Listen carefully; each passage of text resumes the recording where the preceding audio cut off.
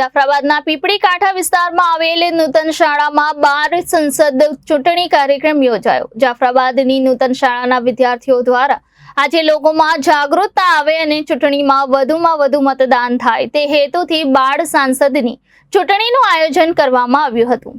આ કાર્યક્રમમાં એક વિશેષતા એ હતી કે ચૂંટણી દરમિયાન પિંક બૂથ એટલે કે મહિલા મતદાન મથકનું આયોજન કરાયું હતું, તેથી આવનાર ભવિષ્યમાં મતદાન પર્વમાં સારી રીતે મહિલાઓ મતદાન કરી શકે। આ સમગ્ર કાર્યક્રમનું આયોજન શાળાના પ્રિન્સિપાલ શૈલાશભાઈ દ્વારા મોનિટરિંગ કરવામાં આવ્યું હતું। ઘનશ્યામભાઈ, દેવીબેન, ખુશ્બુબેન અને રસીલાબહેન તેમજ નૂતન શાળાના સ્ટાફ દ્વારા કરવામાં આવ્યું હતું। અમારી નૂતન પ્રાથમિક શાળામાં દર વર્ષે અમે 12 સાંસદ ચૂંટણી 2024-25નું આયોજન કરેલ છે। દર વર્ષે અમે આ ચૂંટણીનું આયોજન કરીએ છીએ।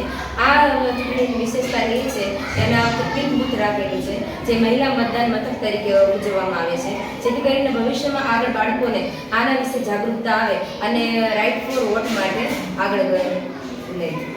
હું ધોરણ 7નો વિદ્યાર્થી છું। મારું નામ બાળા ગાના જયંતિભાઈ। હું નૂતન શાળામાં અભ્યાસ કરું છું। અમારી શાળામાં દર વર્ષે મોનિટર જનરલ ચૂંટણી થાય છે।